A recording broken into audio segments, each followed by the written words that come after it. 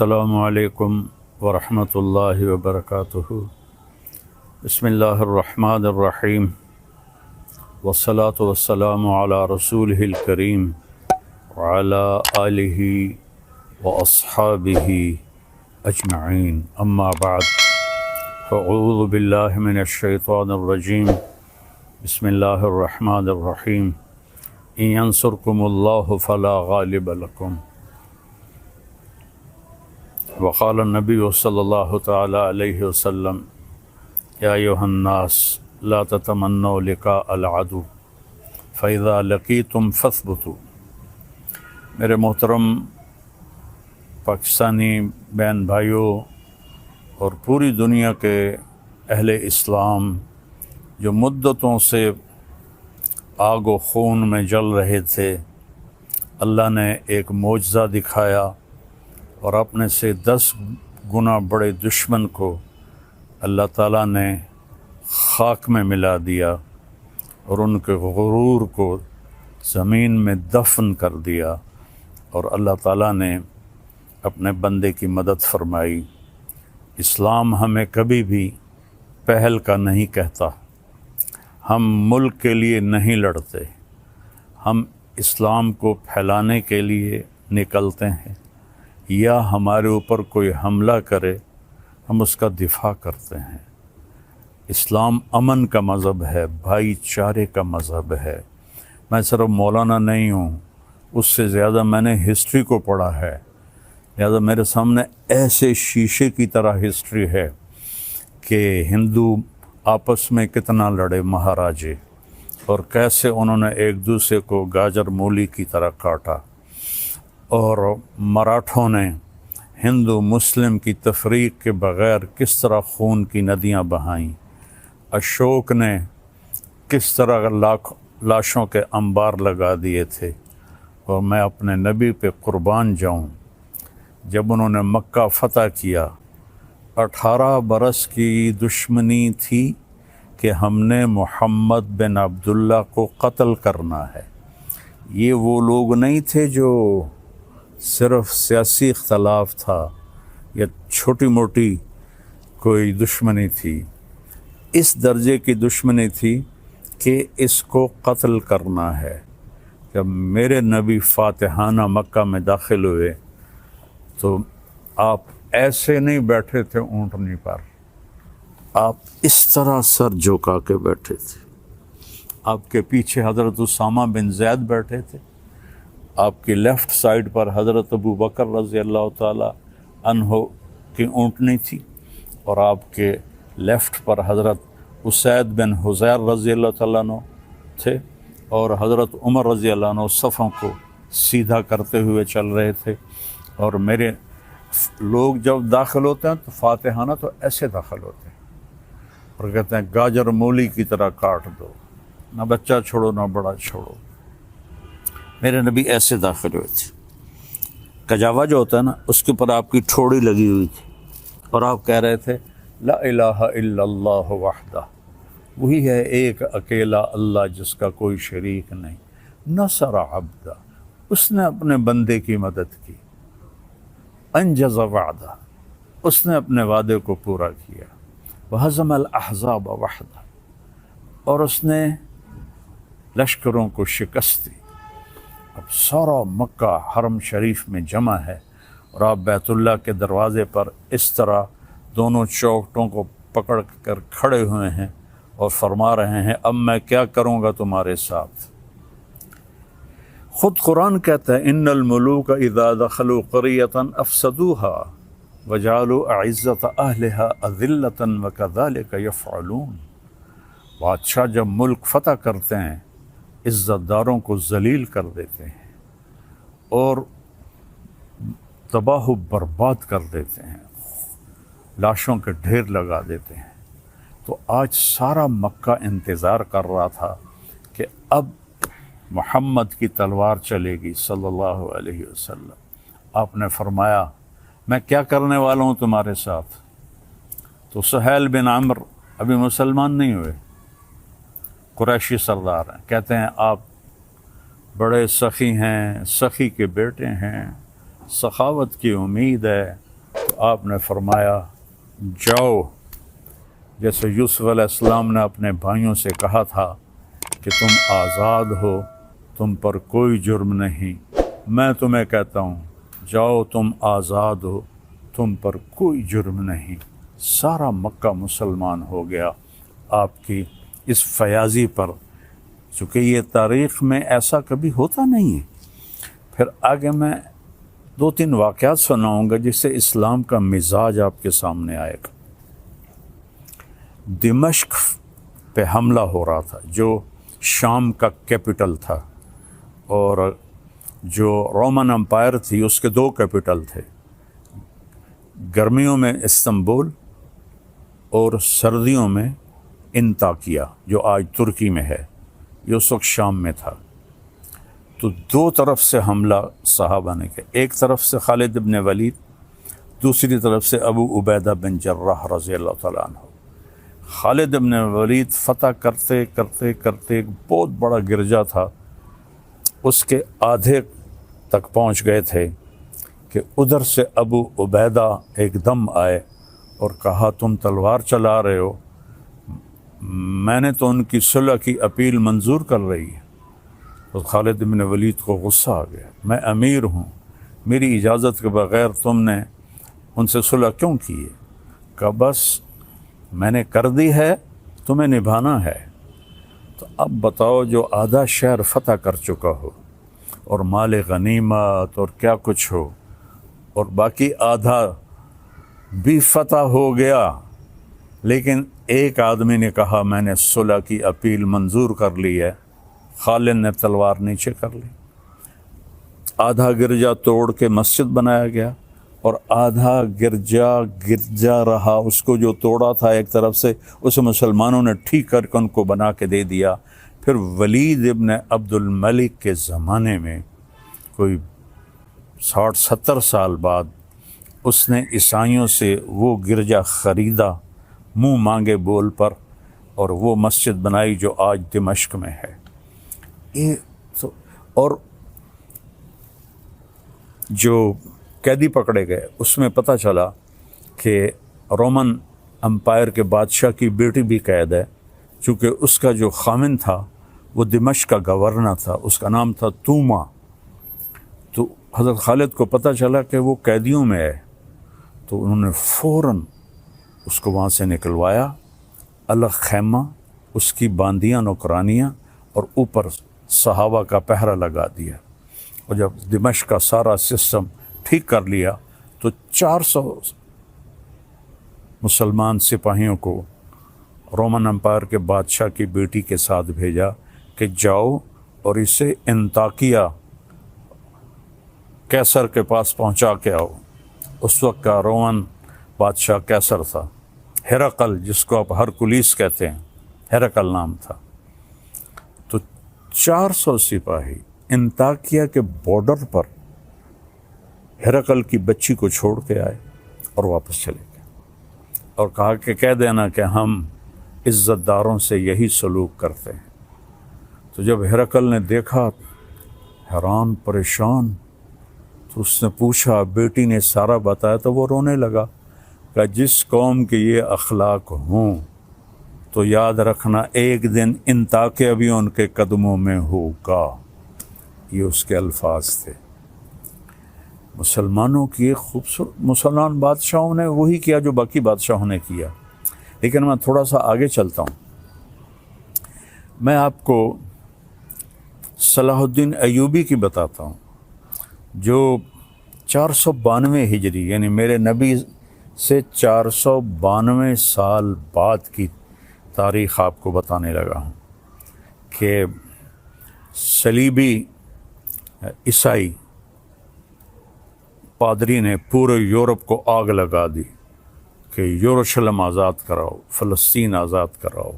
ایک بہت بڑا لشکر نکلا۔ اس وقت بغداد پہ جو خلافت تھی وہ بڑی کمزور تھی، مستظہر باللہ ایک خلیفہ تھا جو اس وقت وہاں حکمران تھا، لیکن غلبہ وہاں سلجوکیوں کا تھا۔ تو اس نے آسانی سے بیت المقدس یروشلم کو فتح کیا، اس کا نام تھا گارڈ ہمفرے، اور اس خبیث نے کہا جب تک مسلمانوں کا خون میرے گھوڑے کے سینے تک نہیں آ جاتا قتل عام جاری رکھا جائے۔ تو اس وقت یہودی بھی آباد تھے اور مسلمان بھی آباد تھے اور عیسائی بھی آباد تھے۔ عیسائیوں کو چھوڑ دیا اور یہودیوں اور مسلمانوں کو اتنا قتل کیا کہ گلیوں میں ان کا خون بہنے لگا۔ آخر پادریوں نے وہ خون بالٹی میں بھر کے اس کے گھوڑے کے سینے پر مارا کہ چل تیری قسم پوری ہو گئی کہ مسلمانوں کا خون تیرے گھوڑے کے سینے سے لگ گیا۔ تب اس نے تلوار نیچے کی۔ 1099 اور 1187 میں یعنی 88 سال کے بعد جب صلاح الدین ایوبی رحمۃ اللہ علیہ نے فلسطین کو فتح کیا تو سارے مسلمان غصے سے بھرے ہوئے تھے، فوجی، کہ ہم بھی ان کو ایسے ہی قتل کریں گے جیسے انہوں نے ہمارے مسلمانوں کو قتل کیا تھا۔ اس سے پہلے ایک جنگ ہوتی ہے، جنگ حطین، جس میں سارے عیسائی بادشاہ یورپین اور مقامی 60,000 کا لشکر، اور صلاح الدین ایوبی کے پاس 20,000 کا لشکر تھا۔ تو اس نے صلاح الدین نے ان کو گاجر مولی کی طرح کاٹ دیا۔ بادشاہ سارے گرفتار ہو گئے۔ اس نے سب بادشاہوں کو عزت دی، صرف ایک کو قتل کیا، ریجنالڈ، جس نے 2 دفعہ حاجیوں پہ حملہ کیا تھا۔ یہ کرک اردن کے شہر کا حکمران تھا اور حج کا راستہ کرک سے جاتا تھا، تو اس نے 2 دفعہ حاجیوں کو قتل کیا اور کہا بلاؤ اپنے محمد کو۔ تو صلاح الدین نے اسے پیشکش کی ایمان، مسلمان ہو جاؤ۔ انہوں نے کہا میں نہیں ہوتا۔ انہوں نے کہا ہم یہ بادشاہوں کے ساتھ، اس نے کہا میں نے 2 دفعہ قسم کھائی تھی تیرے قتل کرنے کی جب تو نے حاجیوں پہ حملہ کیا تھا، تو آج محمد نہیں آ رہا، آج محمد کا ادنا غلام آ رہا ہے۔ اس نے ایسے وار کیا اور اس کی گردن پیچھے لٹک گئی۔ باقی سارے بادشاہ کانپنے لگے۔ اس نے کہا ڈرو نہیں، ہمارا مذہب ہمیں یہ نہیں سکھاتا، ہم بادشاہوں کو، عزت داروں کو ہم عزت دیتے ہیں، لیکن یہ بہت حد سے آگے بڑھ گیا تھا، اس لیے میں نے اس کو قتل کیا ہے۔ پھر آ کر انہوں نے یروشلم کو گھیر لیا، اور وہاں تو فوجی کوئی نہیں تھی، چند سپاہی تھے۔ تو آ گئے جی ہم نے صلح کرنی۔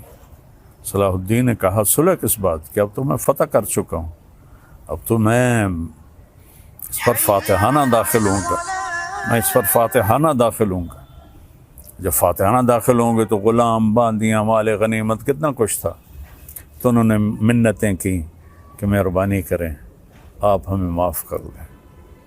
تو آپ 88 سال پہلے دیکھیں کہ قتل عام سے گلیاں بھر گئیں، اور 88 سال بعد ایک مسلمان جو اپنے نبی سے 400 کوئی 500 سال بعد آیا ہے، اس نے کہا اچھا ٹھیک ہے، میرے لیے میری طرف سے سب کو اجازت ہے، جو جانا چاہتے ہیں اور جتنا سامان لے جانا چاہتے ہیں وہ بھی لے جائیں، اور فدیہ، تھوڑا سا فدیہ رکھا۔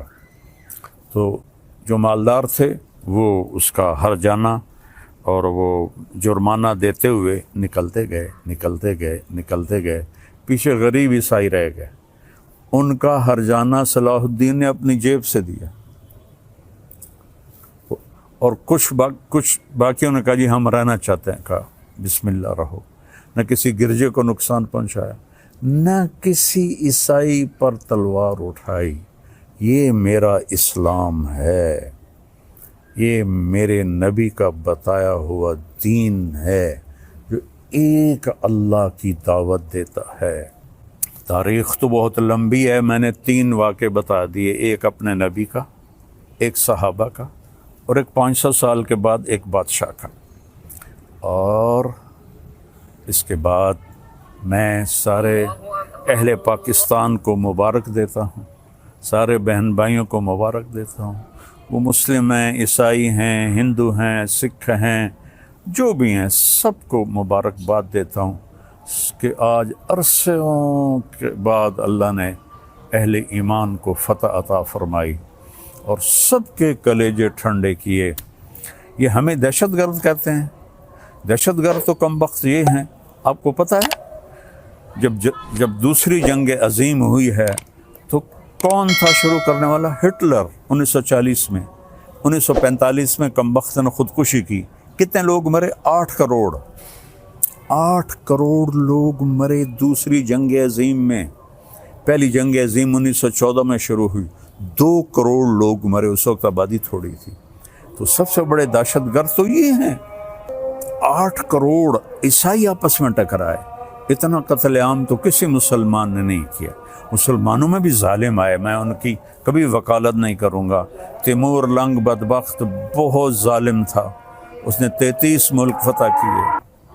شکر.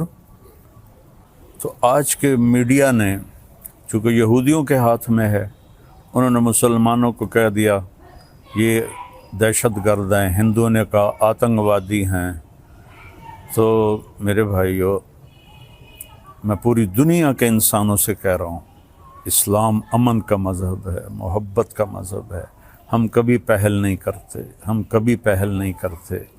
ہٹلر مسلمان نہیں تھا، عیسائی تھا، اور اس نے 8 کروڑ، اور مسولینی اٹلی والا 8 کروڑ انسانوں کے قتل کا وہ ذریعہ بنے. اور لینن اور سٹالن، انہوں نے سوشلزم کو زبردستی نافذ کرنے کے لیے 2 کروڑ انسانوں کا قتل کیا. ابھی تاریخ موجود ہے، پڑھ لیں آپ لوگ. 1924 کے 27 میں لینن کا انتقال ہوا تھا. 1953 میں سٹالن کا انتقال ہوا تھا. خون کی ندیاں بہا دیں. الزام ہمارے اوپر. اور آج اللہ تعالیٰ کا فضل ہے، اللہ نے ہمیں عزت دی. میں اپنی حکومت کو بھی مبارک دیتا، اپنی افواج کو بھی مبارک دیتا ہوں، اور ان شاہینوں کو مبارک دیتا ہوں جنہوں نے فضا میں اڑ کر، جان ہتھیلی پہ رکھ کر، ڈیتھ سرٹیفکیٹ پر دستخط کر کے. میں نے وہ ویڈیو دیکھی کہ ہمارے جوان ڈیتھ سرٹیفکیٹ پر آسان ہے سائن کرنا. اور ہمارا ایک جہاز تھا، ان کے 10 جہاز تھے. ان کا ہر نشانہ خطا گیا، ہمارے سارے نشانے صحیح لگے. یہ ہے نصر من اللہ و فتح قریب. تو میری افواج پاکستان، ان کے سربراہان، ان کے سپاہی سے لے کر اور رینجر سے لے کر تمام کو، یہ میرے ہاتھ اٹھے ہوئے ہیں. اللہ آپ کو سلامت رکھے، اور اللہ اس ملک کو سلامت رکھے، اور اس میں امن قائم ہو، اس میں مذہبی اختلاف ختم ہو. یہ علماء سے کہہ رہا ہوں. سیاسی اختلاف ختم ہو.